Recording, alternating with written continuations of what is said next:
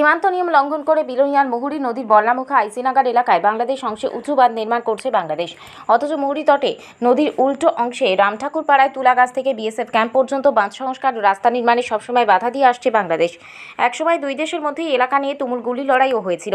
বৃহস্পতিবার 17 এপ্রিল এই সমস্যা অভিযোগ নিয়ে দক্ষিণ ত্রিপুরা জেলা শাসকের নিকট এক ছুটে যান বিলোনিয়া বাম বিধায়ক দীপঙ্কর সেন। জেলা শাসকের কাছে খুলে বলেন জনগণের অভিযোগ। বিষয়টি রাজ্যের মুখ্যমন্ত্রী মুখ্য সচিবের দৃষ্টিতে নেওয়ার অনুরোধ জানান বিধায়ক বলেন, এই উঁচু বাঁধ তৈরির ফলে বল্লামুখা উত্তর বিলোনিয়া ঈশানচন্দ্রনগরের দক্ষিণ ভারত চন্দ্রনগরের একটা অংশে বর্ষা জলমগ্ন হবে, নষ্ট হবে জনবসতি। সাধারণ জনগণের ভোগান্তির শিকার থাকবে না। এদিন জেলা শাসক বিষয়টি গুরুত্ব দিয়ে অনুধাবন করেন এবং প্রয়োজনীয় ব্যবস্থা নেবেন বলে জানান দীপঙ্কর সেনকে। নমস্কার, আমরা বিলোনিয়া প্রেস ক্লাবের পক্ষ থেকে আজ আমি এবং আমার সঙ্গে অভিজিৎ ভট্টাচার্য রয়েছেন, প্রতাপ দেববর্মা রয়েছেন, আনন্দ রয়েছেন। আমরা আরও মিলে আজ আমাদের জেলা সভাধিপতি এবং অবশ্যই আমাদের রাজ্যের মাননীয় মন্ত্রী এবং আমাদের দক্ষিণের একমাত্র মন্ত্রী শুক্লাচরণ মহাশয় মহোদয়ের সাথে আমরা সাক্ষাৎ করতে সৌজন্য সাক্ষাৎ করেছি। সেখানে আমাদের জেলার বিভিন্ন উন্নয়নমূলক কাজকর্ম নিয়ে আমাদের অভিপক্ষের মধ্যে কথাবার্তা হয়েছে এবং সেখানে আমরা আমাদের মতামতগুলি জানিয়েছি। কোন কোন জায়গাতে উন্নয়নের ঘাটতি রয়েছে, কোন কোন জায়গাতে উন্নয়নটা করতে হবে এবং সাধারণ মানুষ যারা সুবিধাভোগী যারা রয়েছেন তারা কোথায় সেই সুযোগ সুবিধাগুলো গ্রহণ করতে পারবেন, এ নিয়ে নানান কথাবার্তা হয়েছে। পাশাপাশি সাংবাদিক কল্যাণেও আমরা কথা বলেছি। আমরা সাংবাদিক যারা রয়েছে, যারা সংবাদ করি, তাদের আর্থসামাজিক যে অবস্থা সেটার মান খুবই খারাপ। দেখতে হয়তো বাইরে থেকে মনে হয় যে ওনারা আমাদের সাংবাদিকরা খুব ভালো আছে, কিন্তু বিতর্কতভাবে দেখতে গেলে সাংবাদিকদের অবস্থা কিন্তু খুবই খারাপ।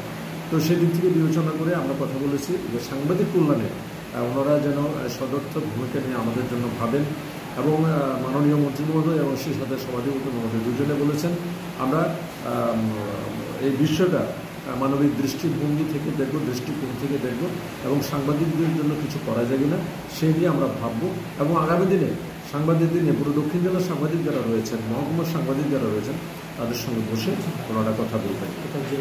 টোটাল জেলার যারা সাংবাদিক রয়েছেন এবং তাদের সঙ্গে একটা দিন ওনারা বসবেন, এই বিষয়টা ওনারা আমাদের জানিয়েছেন। আমরা সেই দিনটির অপেক্ষায় রয়েছি। আমরা চাই সাংবাদিকদের উন্নয়ন, সাংবাদিক কল্যাণের মাধ্যমে সাংবাদিক এবং তার পরিবার ভালো থাকে, সুস্থ থাকে। নমস্কার।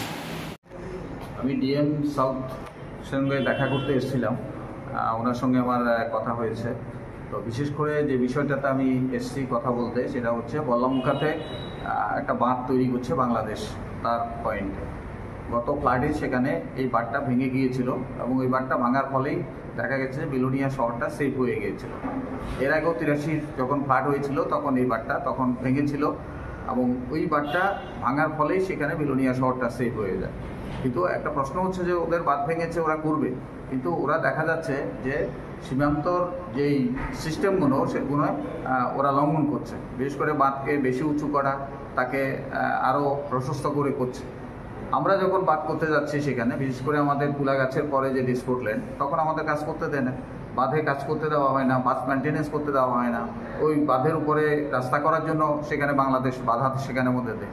তাহলে পরে এখন বাংলাদেশ কী করে সেখানের মধ্যে করছে এবং এখন যে কাজটা করছে এর ফলে বল্লামুখা এবং সাউথ বিলোনিয়ার অংশ আগামী দিনে বর্ষা হলে পরে জলের নিচে সেখানের মধ্যে থাকতে হবে।